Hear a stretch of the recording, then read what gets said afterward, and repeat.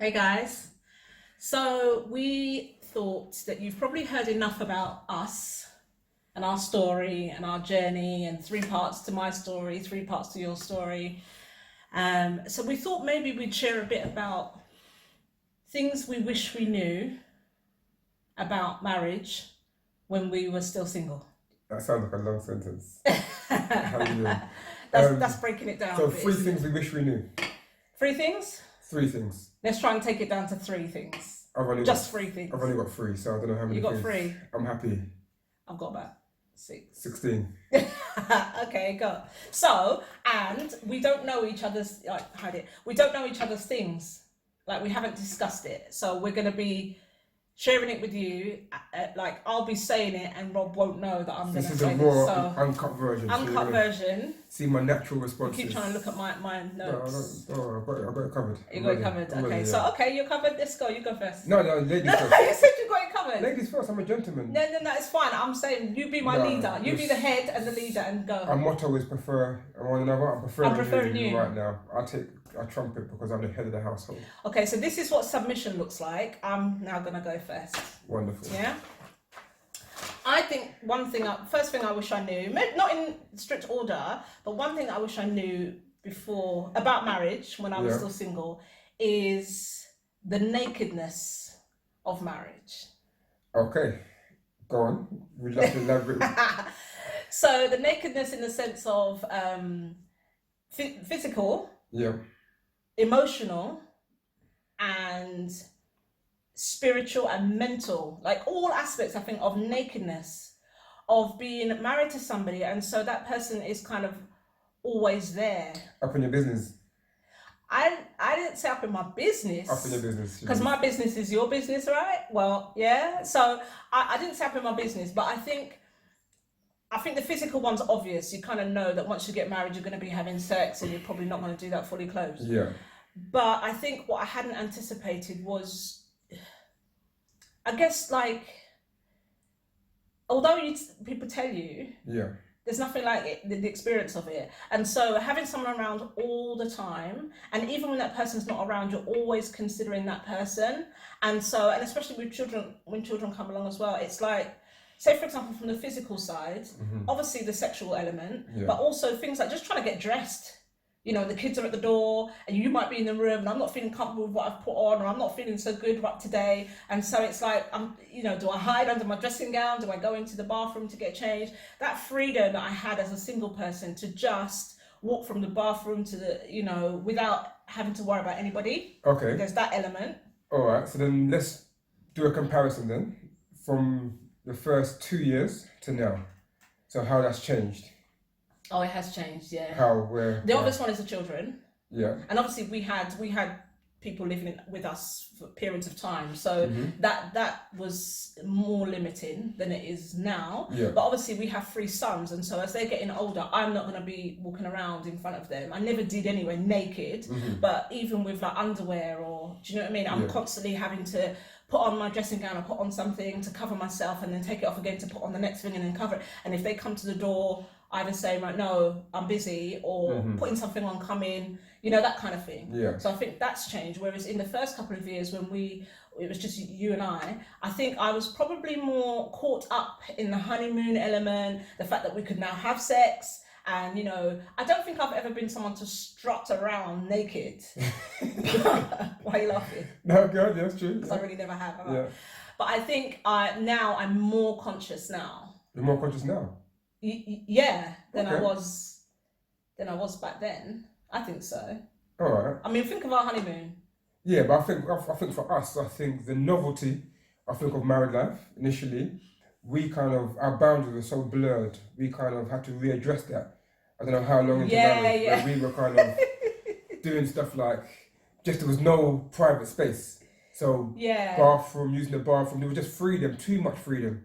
Where it got to the point where you know what, this isn't really working for us. Yeah. We need to kind of maybe when you're going to the bathroom, like close the door. I don't need to have a full-on conversation with you about life's issues when you're in the middle of doing stuff in the bathroom. Yeah, and I think there's a part of me that doesn't really need to know certain things. Too much information. Like, I don't want to kind of see every single aspect of what you do in the bathroom, and then that's in my mind. I want to see like when you emerge from the bathroom, smelling fresh, looking good, all that. I'd rather that. No, you do always smell fresh. Okay. But what I mean is, I don't need to see the process. The process, it's just magic, isn't it? Yeah, like the whole cocking up this, that, and that. I don't need to. I don't need to see all of that. Okay. And yet we went for a stage where we did, and we had to actually have a conversation, didn't we, about pulling that back. Yeah. But yeah, so there's that element. There's the spiritual element. I felt like as a single woman, as I lived on my own, I was able to just go into spiritual warfare. I used to pray out loud, speak in tongues, roll on the floor, get on my knees, lie on the face down for hours on end if I wanted to, and uninterrupted. Whatever I spoke to God about was private between me and him, and now I feel like I could be overheard. Do you remember when one of the boys came up when I was on my knees speaking in tongues, and they ran down and said, Daddy, Mummy's speaking in a funny language. Do you remember? And that made me more self-conscious. Okay. You know, wrong or right, but it made me more self-conscious. So the spiritual sense of that, I feel more naked, you know. Yeah. I think the emotional, like whatever's going on with me, I can't have, you know, like, do you know what? I'll see you tomorrow. I'm not in the mood today. I'm feeling really low. I'm just going to curl up in my bed. I'm just going to, do you know what I mean? Or I'm feeling really silly. And, you know, I have times when you take the boys out, for example, and I'm in the house on my own and I put on certain music and I will just be dancing like no one's watching. I feel like those times are so limited because I'm so self-conscious. Okay. Of you know, the fact that somebody can see me. That's you as a person anyway. So it is. I think marriage has probably just magnified that more. So. Totally. Yeah. Because I was independent from the age of 18, living on my own. Even when I lived with friends, my room was my room. Yeah. Whereas my room now is your room. Yeah. You have complete access. So at any given moment you can walk in and it's like, oh Shane, you caught me doing do you know what I mean? Busting some dance moves or I don't know, with my hair looking jacked up out of the shower and I don't know. Going for my wallet and that stuff. Go for your wallet. Please. Yeah. So why would I? I don't know. Yeah. But stuff like for me I suppose it's different. I think the emotional side of things is a challenge. I suppose again, I say it quite a lot about being required to share my thought process. Yeah. I think I gave a revelation this week about the nothing box. Yes. And talking about actually the nothing box, which we talk about men, isn't necessarily just there's nothing there. It's actually it's not worthy or worth putting into words or expressing or sharing with anybody else. So if you're just I speak for myself. If I'm just daydreaming or in that space where I'm just kind of downtime, and you ask me what I'm thinking or what am I doing, and I say nothing, it just means that whatever I was thinking wasn't even worthy or I haven't got the energy to share it or put words to it. So I think that was a bit of a revelation for you. Yeah, because I would still tell you. Yeah. I'd say I'm thinking about this, and then you'd say to me, how did you get to that? And I'd give you the whole journey. Yes, you would. Yes, and you don't desire to do that, so it's easier to say nothing, right? That's right. But for a long time, I believed that there was literally... Well, it was more like disbelief. Yeah. How could there be absolutely nothing in your mind right now? And you're saying there is, but it's not worth. Yeah, and I think I was saying this the other day in a practical sense that, for example, like my mobile phone. Yeah. You have access to my mobile phone. Yeah. I've got nothing to hide on my phone. But if you were to take my phone and start looking through my phone or just be on my phone for anything, I'd still, in me, there's still that feeling like, why are you looking at my phone? Yeah. Like... and there's nothing, again, there's absolutely nothing to hide, but it's still that, I don't know what it is, maybe it's me, maybe it's a guy thing. I suppose if I start searching your phone, like, and you see me do that, it shows something in you, like, do you not? But if you're not searching, I don't know, that's my space, isn't it? It's like that's just mine, isn't it? The way I don't know. It's one of those things. Yeah. So I think that's for me was the whole.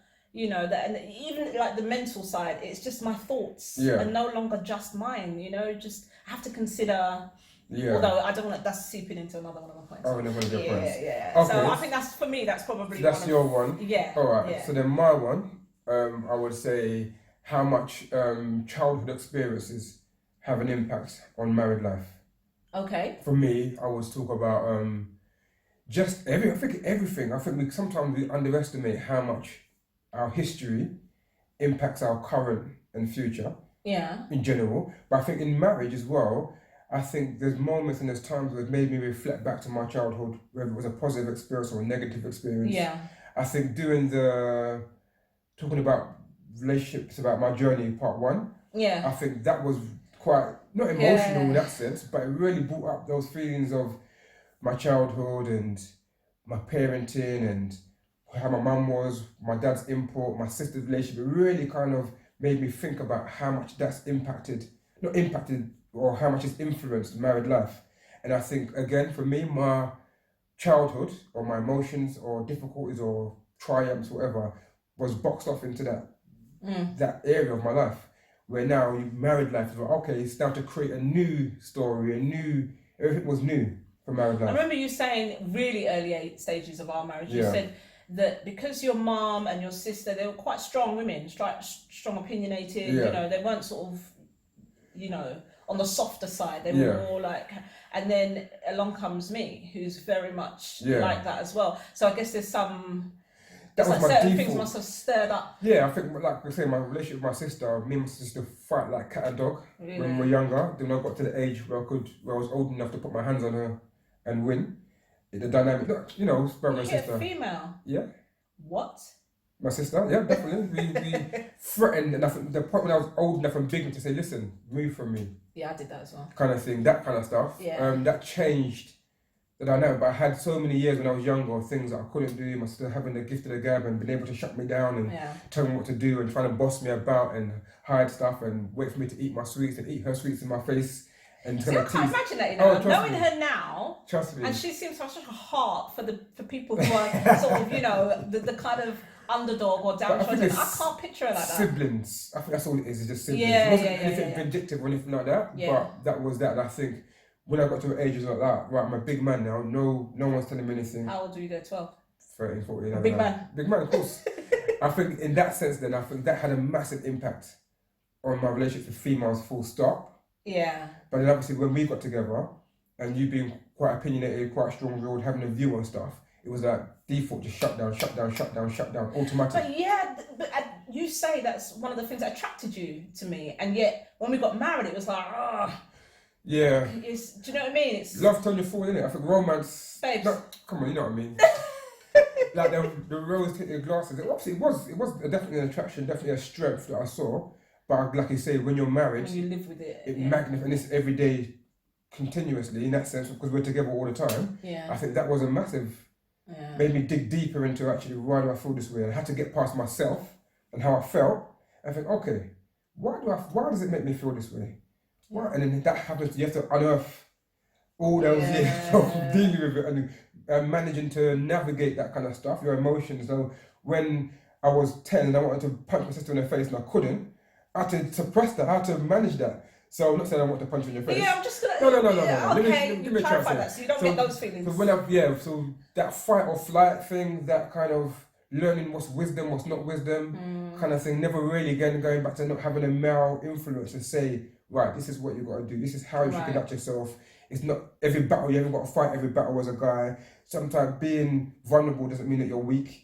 Yeah, kind of thing. Being a gentleman doesn't mean that you're soft. Yes. Or a woman's taking advantage of you. It's kind of a good what you do. It's a nice. Yeah. You know. So now I'm able to kind of pass that down to my boys.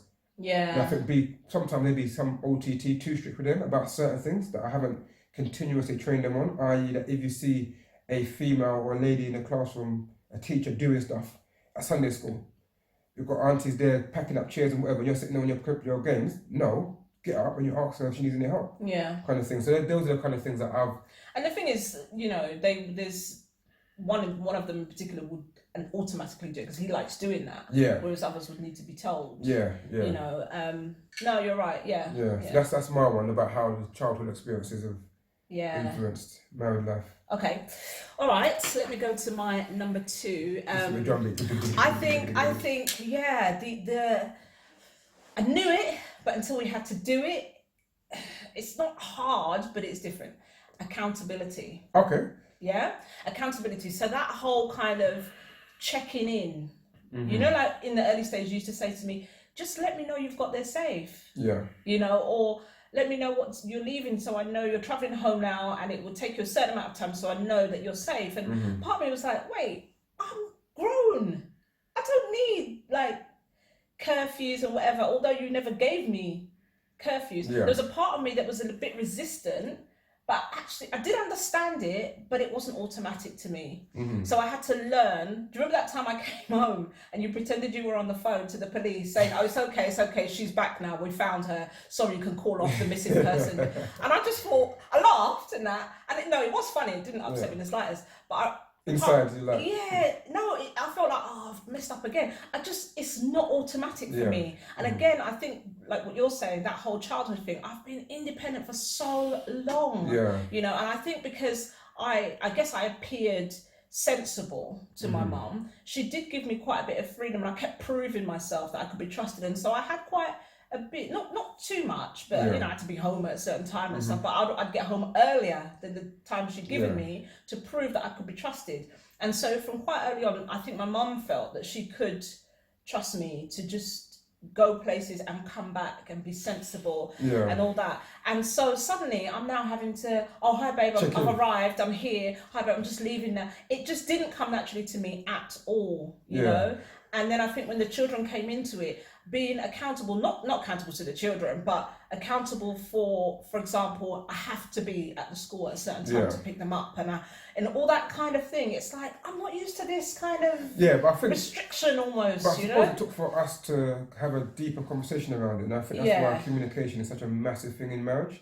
In the sense of me sharing with you about protection, about my role and responsibility as a husband and a covering, to actually, for example, if a situation happened where you were stuck or an incident took place, and I didn't know where he was, I would be like, if I knew where she was, I would have been able to go there and rescue and whatever, that superhero type thing. And I think, you know, and I think, again, being newly married as well, I think, for me, even, newly married or married a long time, not wanting to lose that kind of paranoia, that mindset of actually, I love my wife so much, I love being married so much. Any thought of anybody harming you or being in an environment where you felt scared or threatened, kind of thing, would really kind of, I'd be tracking in my mind, what could I have done, what should I have done, if I did check in on you, that kind of stuff. And I think on the other side of things, obviously like me checking in, I think some aspects of it I've learnt the hard way, of kind of situations where I haven't communicated with you what I'm doing or where I'm at. Kind of those situations. Sources of conflict. I think, but also I think I see that as a strength, and I think a great advocacy for married life. I remember being in my working environment and me checking in and saying, "Okay, I'll just touch base with my wife." And people, "Oh, you're under the thumb." Like, not under the thumb, but this is how I do life. This is how married life is. You know, I'm not going to make a decision and that's it, it's done. Before I decide and commit to anything, I'm going to have a conversation with my wife to make sure it works for us, kind of thing. And a lot of the guys around me were like, "Rob, you're right." I'm like, this is how we do, this is life, this is married life, this is what the requirement and the standard for marriage is, in my view, kind of thing. So I saw that as a strength, an opportunity to witness and say, I'm not a pushover by no means, but I enjoy accountability of actually agreeing with my wife how we're doing stuff. You're on another level with it, and I think that's what makes me sometimes feel bad, because it comes so naturally to you. And I love the fact, like when you said about you know, that you love me and you just want to make sure I'm safe and that you can swoop in like it. I love all of that. I love it, and I want it too. It's just it's not natural for me. So it's not like I don't want it and I'm rebelling against it. It's, I suppose the point I'm making is that having to adjust myself and my mind and my lifestyle to allow for that accountability, I found has been quite hard. It's not that I don't want to. It's just not natural. So when I get there, once I leave and everyone, you know, the dinner's cooked, everyone's happy, and I'm off to go and meet a friend. Once I get in the car, I'm switched off from this. I'm now right. I'm getting it, and I see her. Hi, like we start chatting. I'm not even thinking. Let Rob know that I'm here. And I think that's why I think it's important for us to do and share about this type of stuff, because I think if it can be seen as controlling. And if it's not put in the right package, it could be a woman thinking, "Oh, they're trying to control me. Why did you check in everywhere I go? Why would I need to actually do this?" When actually the guy might have been in a position to say, "You know what, I'm scared of losing you. I have a desire to protect you." And again, it goes back to my number one topic, was about childhood. I grew up around females. So I was not the main man, but I was the man in my environment. So if there's any issues, if there's any conflict or anything like that, I was that person who was like, "Right, what? Who? Okay, let me speak to you." So you felt like the protector. I had to be. From young. I had to be. It wasn't even a thing. Even when I was young, when the guys are coming to check my sister, I'm like, you're still doing that. Who are you? Like, this is a big man for me, but just in their 40s and you're still doing that. So I think it's something, again, my growing up in that environment around all females, that's like a natural thing. So the bins, when I say that, that was, no, you don't take the bins out of my house. If I'm here and I've got hands and I can move, the bins are good. And that's just how it was. Yeah. So my mum would never take the, no, if I was there, You're quite traditional like that. Yeah, definitely. Yeah. So that's how it was, you know. So yeah, I think the accountability thing is good, and I think it's important for couples. For me, it hit home when you explained, not in even so much detail, but when you explained that if that it was about, for you, it was about knowing that you got to your destination safely. Yeah. So that if anything were to happen, you could say, all right, the last thing I know is she was here with such and such at that restaurant, whatever.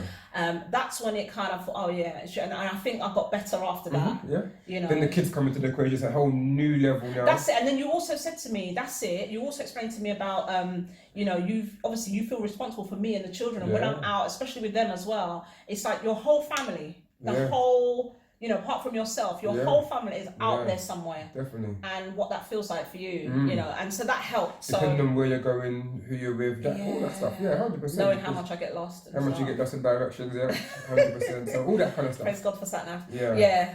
And 360 app.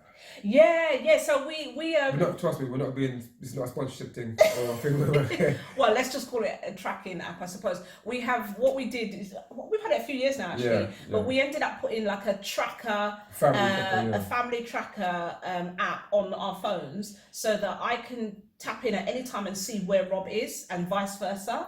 And a lot of people think, no, I haven't. No. I'm thinking, but why? What do you have to hide? You know. And one of the things about us is we communicate constantly throughout our day. We're both self-employed, so we do have a fair bit of freedom in the sense of what we do and when we do it, but also no 2 days are the same. Yeah. So when you were employed, when I was employed, you know, I'm at that location. But when that changed, Rob could be anywhere in the UK, you know, on any day. And so for me, it's like, right, okay, he's still out there, he's still here, he's still there. So I know he's not going to get home for probably the next 2 hours. So let me just get on with putting the boys to bed or whatever, and he's not going to make it back. Or do you know what I mean? So it kind of made it a lot easier, because before there was a lot of pressure and frustration, wasn't there? Like calling, he's not answering. What, you know, where are you? Have you left the office yet? That kind of stuff. Have you left yet? Are you going to be late? You know. So that's why we have that track, and it's really. I love it. Yeah, I love the fact that you can check in and see where I am. Again, if anything was to happen to me. You can see, unless someone steals my phone, they don't give you a wrong reading. I can track them down and but you could retrieve the phone as well, because you're a superhero. Well, you know we do. You've left your cape off at this. No, it's invisible. Is it under your? It's a spiritual. Oh, a spiritual cape. Oh, okay, all right, cool. All right, let's. And I think one last thing I was going to say, which again, if we're talking about being spontaneous and surprising each other with gifts and that kind of stuff, and it means you've got to be a bit more smart and a bit more savvier. So this is me out in my secrets and that. So what's that got to do with? No, because obviously, for example, if I'm on a school run, and I leave a bit earlier, and I'm going to buy something for you for your birthday or a surprise like that, you don't know. I'll be a bit more savvy around that. That's all.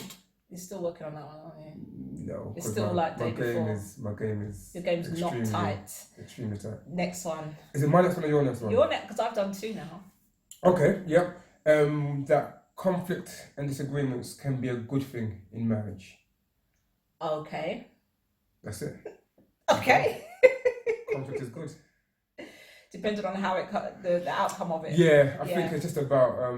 I think we say it a lot. People know about it, like fighting as friends. Yeah. That the person who you're married to has got your best interests at heart. Did you always believe that? No. This is just like last week.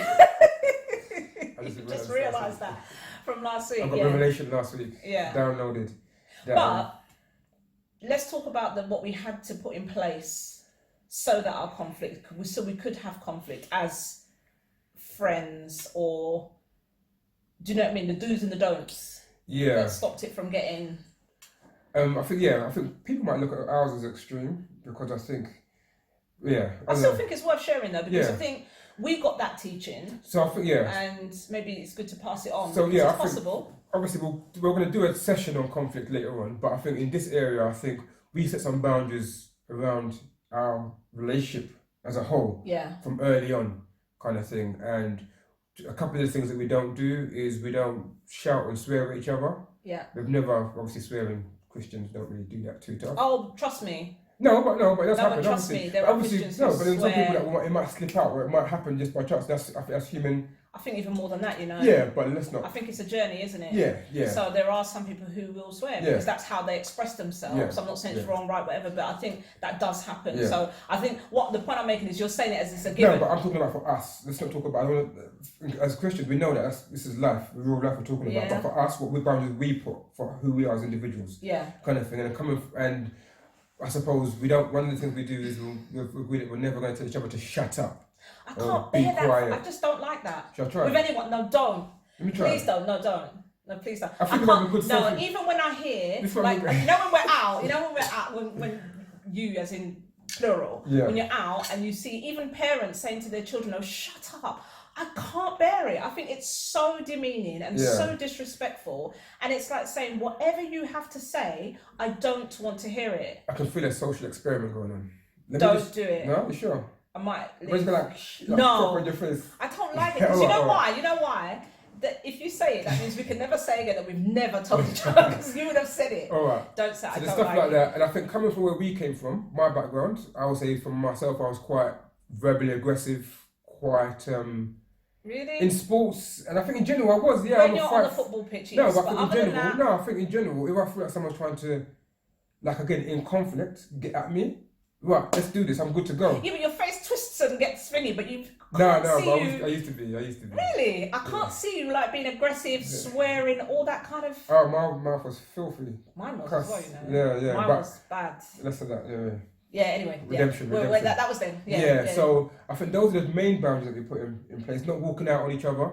Don't walk away. Have we done that? No. I think we've made statements and said, right, you know what?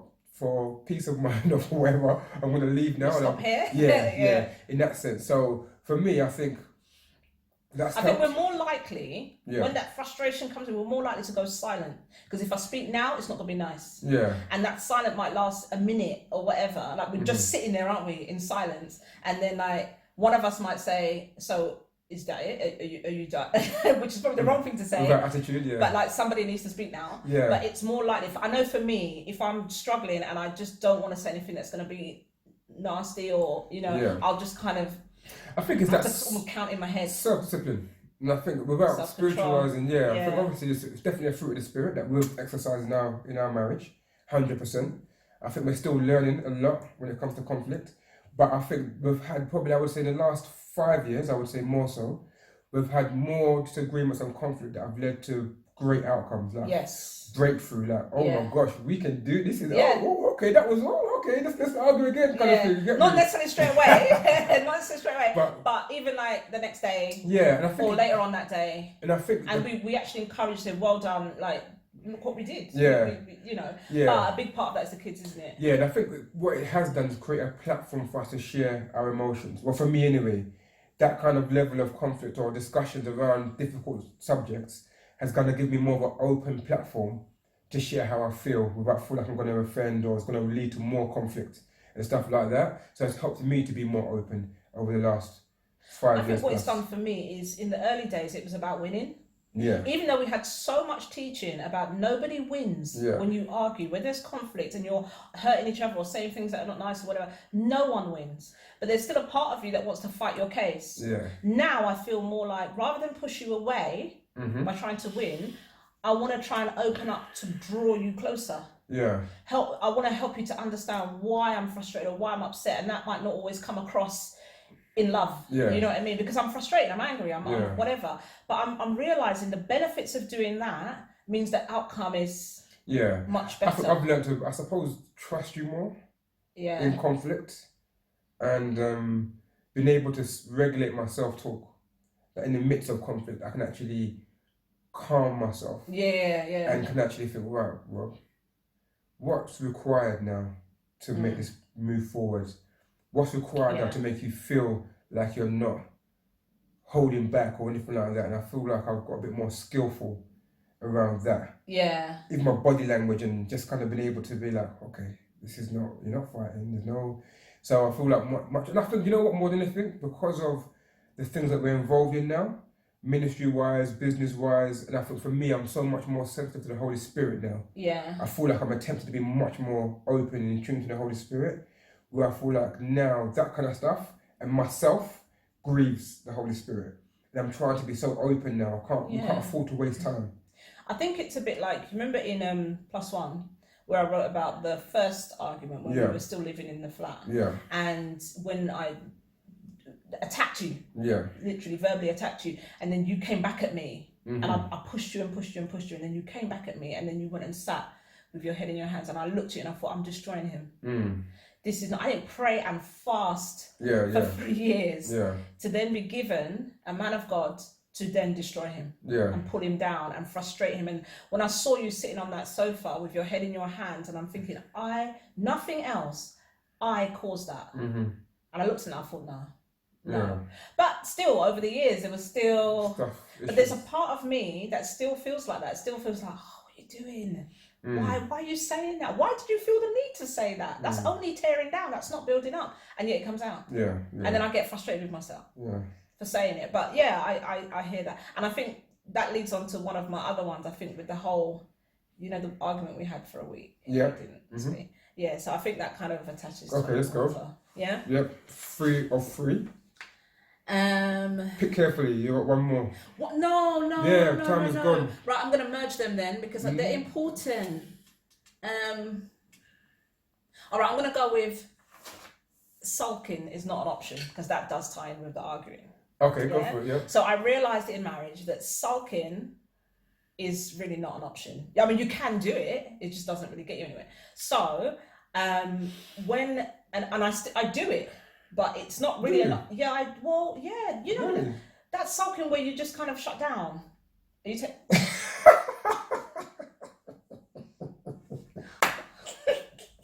thought you were actually genuine. Babe, I keep telling you I'm not your source of entertainment. You actually got tears in your eyes. God, sorry. I really thought you were joking. I actually thought I was doing so well that you hadn't noticed that I don't. Do you need a tissue? No, I'll take that. So, as I was saying, as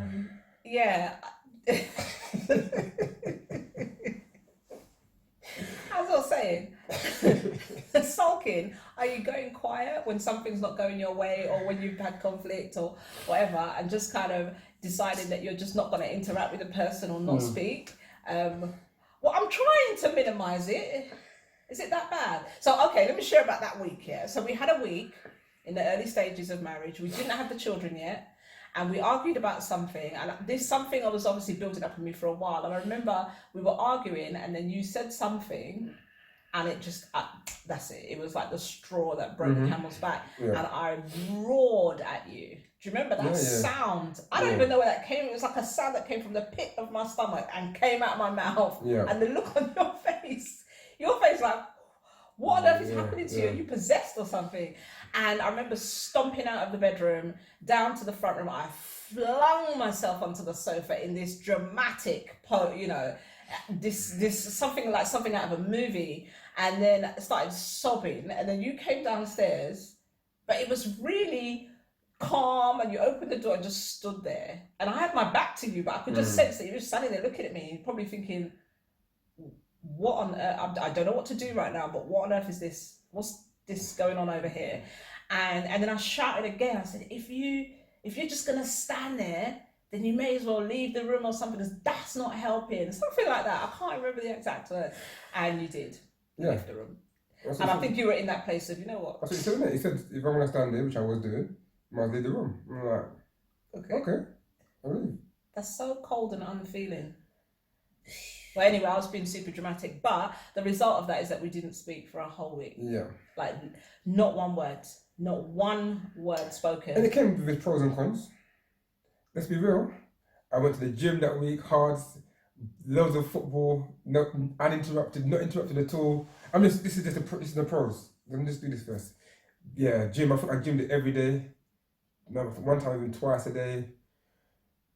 Yeah, football, just reading. And them times I have to read. Did it enter your mind for a second that I was hurting? I haven't finished it. I was hurting too. You're hurting and you're going to gym every day, twice a day. You were hurting. That's the pros. Yeah, obviously it was a tough week. I'm beginning to wonder if it No, was it was a for tough you. week. It was a tough week. It was hard. Were you trying to teach me a lesson? The effort it took to just to avoid each other was long. That was it was just hard work. And I suppose that again, for me, I'm always a person that says that any guys that I speak to, I say that your home should be your place of safety and a place where you can shut the door and you're at peace. Yeah. And I think for that week it was the opposite. Not knowing who, where, what. Even though we weren't talking, it was just that atmosphere, like, oh, here we go again, right. I'm on the phone like, yeah, cool, well, right, yeah, chat to you later. Put the phone down. Okay, I'm on now, let me be solemn and upset and sad and sulky. Were you faking it? Not faking it, but it's context, isn't it? I was genuinely upset. I was but too. you were actually just turning it on when you got to the doorstep. No, but you know how it is. Come on. No, I don't. I was suffering. You don't know what it's like. Oh. So we have an argument or something, and then you go to church. Hi, how you doing? Come on, we know that was then, not now. No, but still, it happens. No, actually, do you know what? Be honest. Can I do that? Can I switch on and off like that? No, but sometimes. Normally, people will know. They might not know what's wrong, but they can see something's wrong. But so sometimes I'm actually you have not to. very But good. sometimes you have to. Come on. I know, but I'm not good at it. So you could tell that people would be like, they could tell. Do you remember we went to home group that time? Yeah. And we tried to fake it. We got to the door and like, hi, to everyone sat next to each other as normal. And in them, they just put us to sit in the middle of a circle. Yeah. Everyone laid hands and prayed over us because it was so obvious. Yeah. We thought we were hiding it. I don't think I'm good at that. You're not good at it. Something's wrong, you'll know. Yeah, most of the time. Or I'll just avoid. People. Yeah. Cool. All right, and then soaking. Do I soak?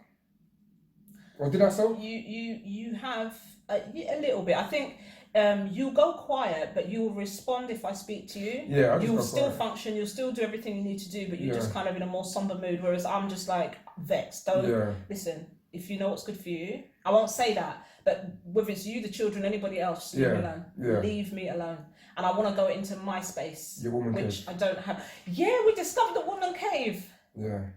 I didn't know about the woman cave. I know the man cave. I can't remember. Rob revealed to me the other day, what were you talking about? And I said, there's times when, and it wasn't even a conflict thing. No. It was a thing where there's times of life or times of the week or times of the month where I just feel like I just want to be left alone. Like I don't want to be touched. I don't want to be talked to.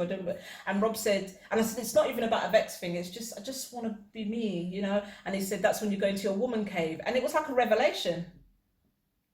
Yeah. I didn't even consider, because all my life I heard about man cave. Yeah, I've been bringing revelation hard this week, you know? Okay. I'm just saying, that's all. Remember, we've been married 14 years. You're bringing revelation this week. Yeah. Just this week. You're acknowledging it now. It's been there from day one. Oh, please. Come on, let's go. All right. Yeah. So I've done 3 now. I've got one done. No, we're done. I'll combine the rest. Time is gone. Okay. Sorry. All right. My one I'm gonna do about how selfless you need to be in marriage. Oh, but come on, you're selfless anyway. That's not even hard for you. No, it's hard. Trust me, it's hard. You're totally. I suppose in comparison to me, that's not even. That. No, but I think it's just.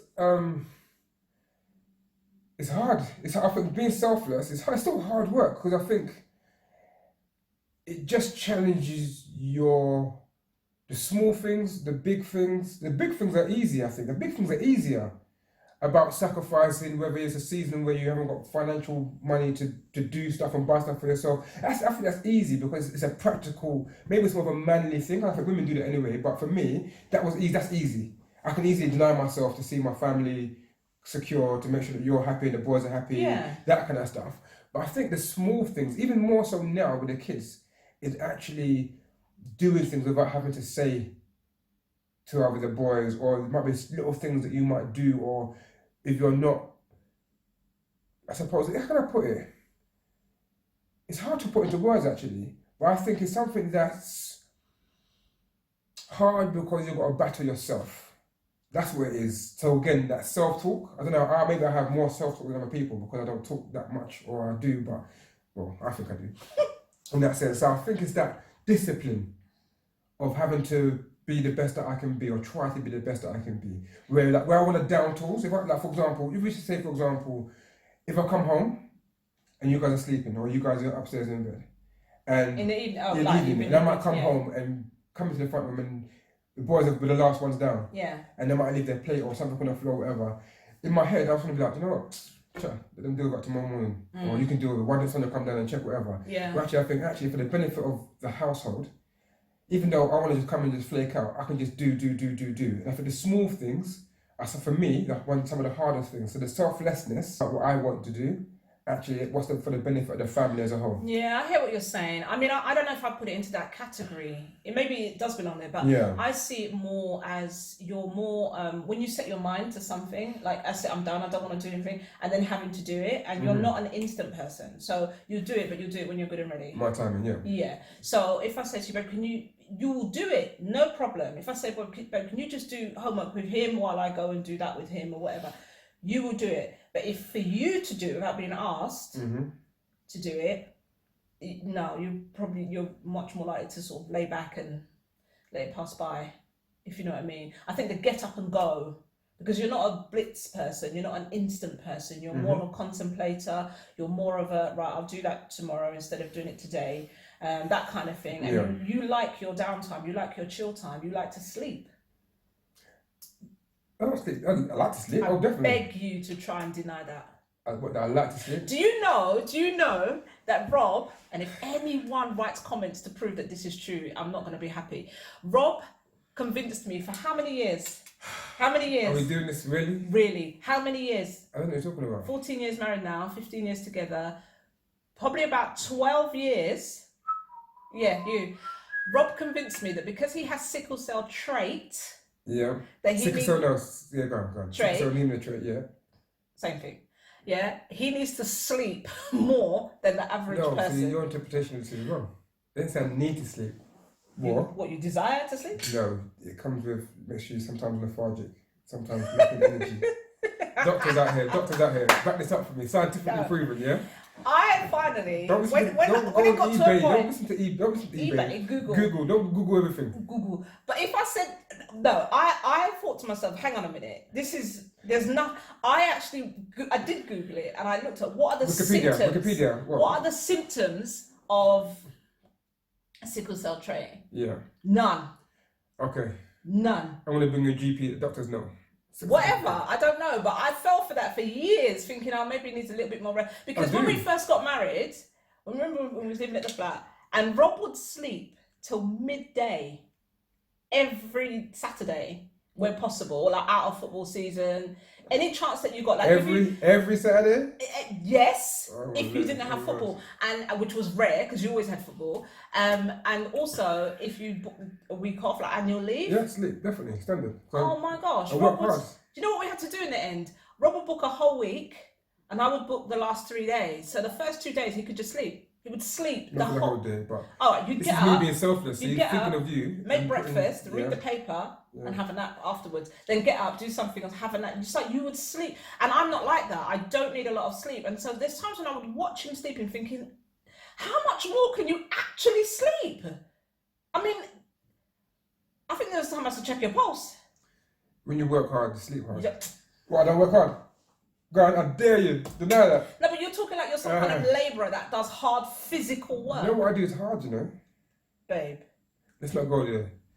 I'm not saying you don't work hard. I'm not saying you're not a provider. I'm saying you physically don't have to exert yourself more than any average person. You don't. I'm unique. You don't even have to walk to the train station anymore. I'm unique. You are unique. And so that's the thing. So I fell for that for years, and now you've been caught out. No, get up. So 3 or 3. See, we're still. I've got one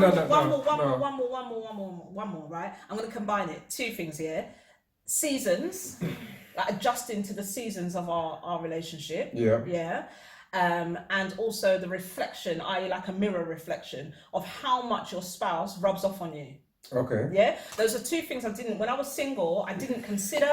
I didn't understand. I hadn't encountered it. And I think as a single person, obviously there were seasons of life, but I think they were more blended and more subtle. I think with marriage, there was some sudden changes that turned my life upside down, even if only for a short period. But like, obviously having the first child, for example, being pregnant.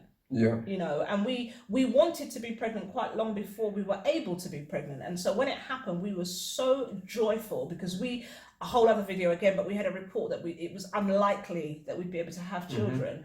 And so, and we didn't believe that, not even for a second did we believe that doctor's report. But we obviously, you know, it was in our minds, and so there was more, we were on a mission then, like, this is, you know what I mean, we need to really pray, really fast, really seek God on this, and if it's God's will, we will have children, and more than one as well, and praise God, we have 3. But when I actually did fall pregnant, I just didn't anticipate how it would change me as a person. The tiredness and all of that, you know, I couldn't sit on the sofa. I had to put the office chair to sit and watch TV, to sit upright, all that kind of stuff. I didn't anticipate all the different seasons of change, which came on fairly. I mean, obviously I had 9 months to get ready to have a baby, but you're never ready until you have that baby. And so I remember that feeling of responsibility once we'd had him. We were driving home from the hospital, and every car that came anywhere near us, oh my gosh, you know, whereas before it'd be like, oh, weaving in and out of traffic, little things like that. Those seasons, I don't think, even if someone told me as a single person, I don't think I would have been able to adjust in my mind exactly what that would be like. But also, even aside from the children, just being married, being side by side with someone 24/7, even when you're at work. Like you would call me when I was at work, and I felt duty bound. If it's a friend or family, I can't take it now, I'll call them back later.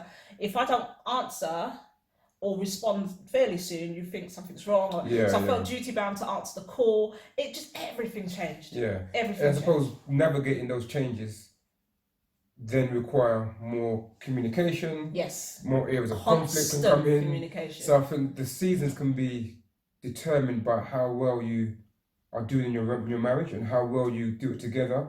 And speak through stuff and share. And again, I'll go for myself. I wasn't the most expressive or the best communicator, I think, in that season, the early stages of our marriage as well. So I think that brought its challenges in itself, because I think the seasons could have been navigated smoother if our dialogue was better and there weren't so much self.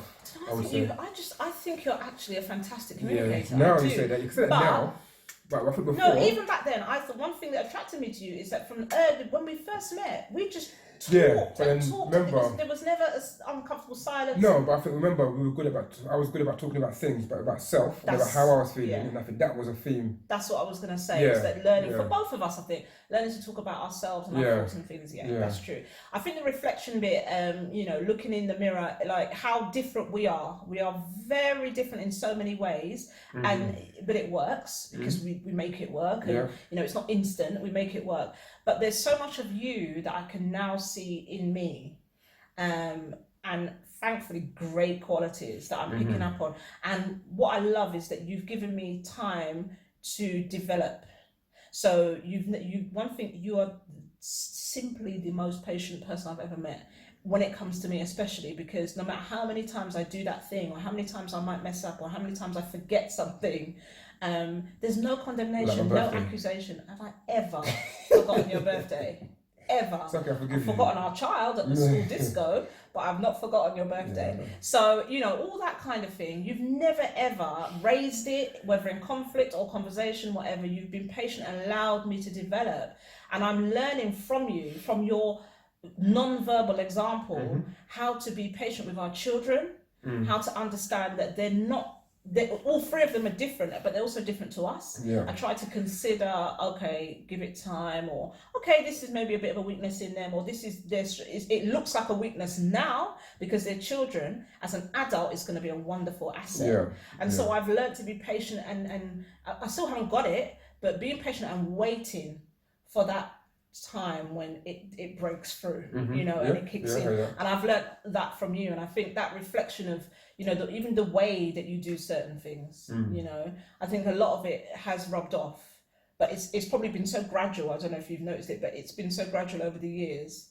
But that, obviously, as a single person, I just thought I'm me. That's, you know, I knew there had to be some changes, but my character is my character, and that's who I'll always be. But yet there's so much to learn, and that, I think that's the point that makes me trust God all the more, because He knows who I needed. Yeah. And I think, as we've shared before, and vice versa, definitely. yeah, we wouldn't have looked at each other, we wouldn't have chosen each other. Even our characters can cause friction, because you're very laid back, I'm buzzy, let's go. All different, there's so many opposites within us. Yeah. But because of the reflection, there's things that are rubbing off. And so that's what makes me trust God, that He knows, again, I've said it so much, He knows the end from the beginning. Yeah. He knows what I need. So He's given me somebody who's got the qualities that I need, even if I don't have them to the extreme you have them. Or the full strength of you have them, but some of it's rubbing off. Yeah, and I think vice versa. I think we're getting there. I think even now, how we are as a couple, I think I'm very optimistic about what's next. Yeah. About the best yet to come. Yes. And I think as we grow and even doing stuff like this, I think it's really kind of just bringing out who we really are more so, and overcoming boundaries. Like for me, social media and all that kind of stuff that I've never done before. I'm now kind of venturing into more. I need to be obedient to what I feel God is calling me to. Yeah. And that's probably a lot more so from you, being that, let's go. And I'm like, no, comfort, give me my comfort zone. This is where I'm at, kind of thing. So, yeah, praise God, it's great. Yeah. I'm enjoying it. Yeah. Yeah, definitely. Yeah. So. That was much longer. Is that all of?